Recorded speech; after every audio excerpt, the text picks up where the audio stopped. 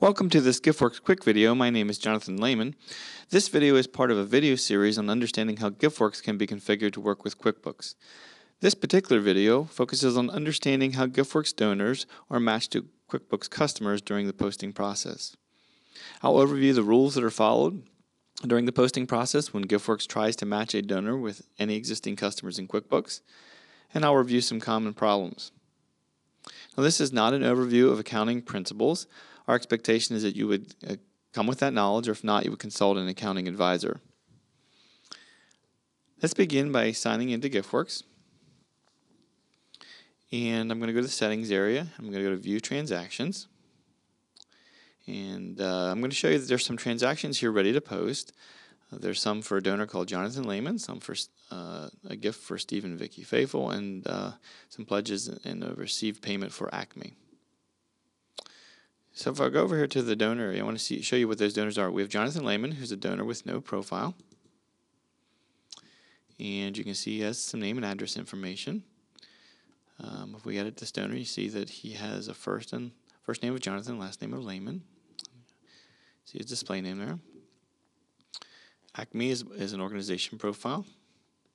Typical setup of an organization profile where we have an organization name, which is in this case also the same as the display name, and then we have a donor with a household profile. Steve and Vicky Faithful is the display name. So there's three different types of profiles. So when we would post these transactions to QuickBooks, it's going to take these donors and it's going to try to find existing customers in QuickBooks that it can match to, that it can link up to, and associate this donor with that customer in QuickBooks. So if I open up my QuickBooks company file, you'll see that right now I have a donor, Stephen Vicky Faithful. I also have a Jonathan Lehman, I have a Mission Research. I don't have an Acme. So our expectation is that, just looking at this, is that we would probably add a customer called Acme. We would hope that our customer, Jonathan Lehman in GiftWorks, would match to this one, even though it's stored, it looks like it's stored slightly differently. This one's first space, last name, and GiftWorks is last comma first, and we would hope it would find Stephen Vicky Faithful. Well, how does it do that? What are the rules? Well, let me start by explaining that this is not an exact science. So it's very important that as much as possible, you keep your names within GiftWorks as unique as possible. QuickBooks requires that customer names are unique. So if you don't keep your donor names in GiftWorks as unique as possible, sometimes you can run into some problems there. So that's the first recommendation. Let's talk about the rules it actually uses to try to match the GiftWorks donors with the QuickBooks customers. During the configuration process, you're presented with a choice of how are your customer names formatted in QuickBooks. And if you want to understand more about that process of configuring GiftWorks to work with QuickBooks, we recommend you watch the video that talks about connecting GiftWorks and QuickBooks. When you get that particular choice, you have a choice of saying same as your GiftWorks donor display names, or first or last comma first. You have three choices. If you're saying same as your GiftWorks donor display names, you're basically saying that when you look at your QuickBooks customer names, in most cases they're fairly consistent, or they match up. In the majority of cases, they look like your customer names in GiftWorks. And so you're going to use that. It's going to actually use that name to try to match up to existing. It's going to use the GiftWorks donor display name to try to match up to existing customers in QuickBooks. And once it links that donor and that customer, from then on, it will at that point when it adds that customer or finds a match, it will always update the QuickBooks name to match the GiftWorks donor display name. If you choose first comma first, you say your names are. What you're basically saying is that it's going to follow a set of GiftWorks rules. And the first space last or last comma first really only applies to donors with no profiles, but you are saying by either of those choices that you're following this set of rules. You're basically saying that it's going to match based on donor profile. If it's a donor with no profile, it's going to try to match on first or last name. if that donor has a first and last name. If not, the default is always to use the display name.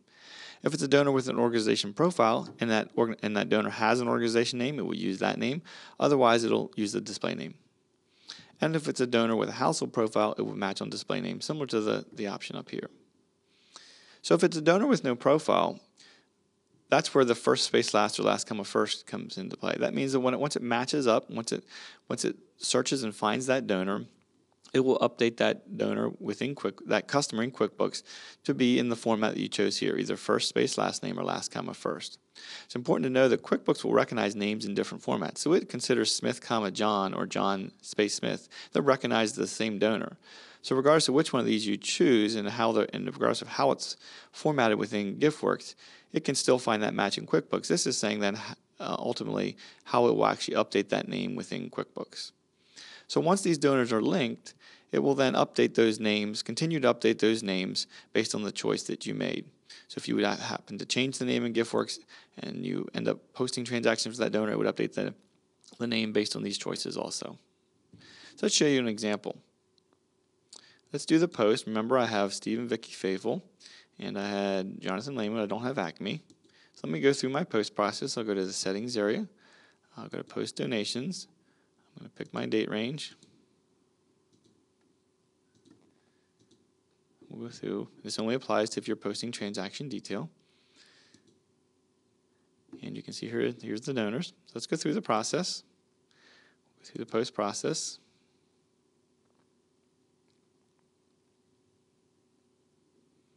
And finish. And you'll see that it successfully added Acme. There, and it brings over the name and address and phone number from GiftWorks. It found Steve and Vicky Faithful, and it associated that donor in GiftWorks with this customer in QuickBooks and added the journal entry. It actually found Jonathan Lehman. You say, well, that was in a different format. Well, what it did is it first found it, updated the name and address, and phone number, and so forth. And then, since the choice that we made in our configuration was to say last comma first, it changed the name in QuickBooks, the customer name in QuickBooks, to be Lehman comma Jonathan. But it did add that journal entry. And now these three customers in QuickBooks are now linked up with those donors in GiftWorks. Any subsequent updates to those donors, when you post subsequently, it will change the names and the address within QuickBooks, the customers in QuickBooks. Let me show you some common problems or confusion. Here I'm going to post again just post again to the same Jonathan Lehman.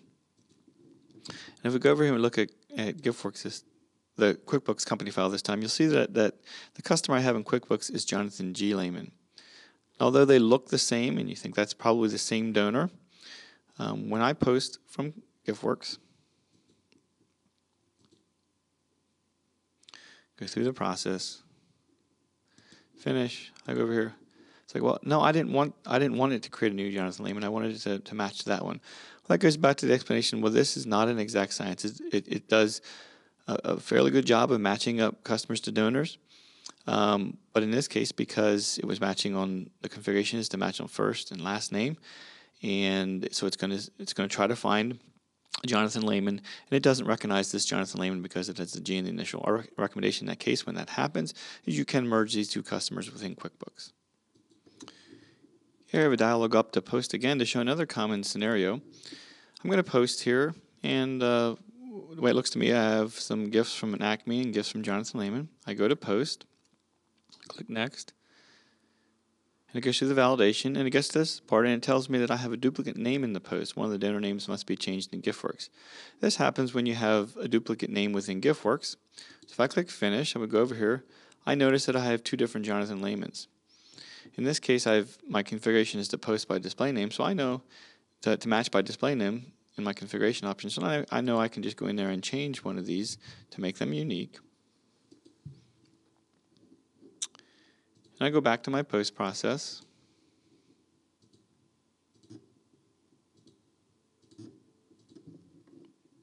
Click next, next.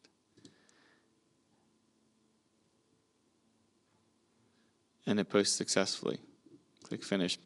See, within GiftWorks, I have two different Jonathan Lehmans now with the appropriate journal entries. Here I'm showing you a post which shows another common scenario where I'm posting to a Jonathan Lehman. Jonathan G. Lehman, and I click next, and I go and I select QuickBooks, and I go to post, and I get this error. It tells me that the QuickBooks customer, Jonathan Lehman, cannot be renamed to the GiftWorks donor, Jonathan G. Lehman, because that name already exists as a customer. It tells me to rename the donor in GiftWorks. This could happen for a variety of reasons, but the point to understand is that customer, that donor in GiftWorks is associated with this customer, Jonathan Lehman, and is trying to rename it to Jonathan G. Lehman, which already exists in QuickBooks, and that cannot occur. So we would need to rename that customer in GiftWorks and repost. Another common posting scenario is I'm posting to Acme. They do not exist in the customer list, but they do exist in a vendor list within QuickBooks. Names can only need to be unique across all the lists in QuickBooks. So if I go to post, it's going to tell me that it already exists in one of those other lists. So I can either change that name in the vendor list, or I can change the name in GiftWorks. We hope this video has been helpful, and we encourage you to watch the other videos as part of this video series.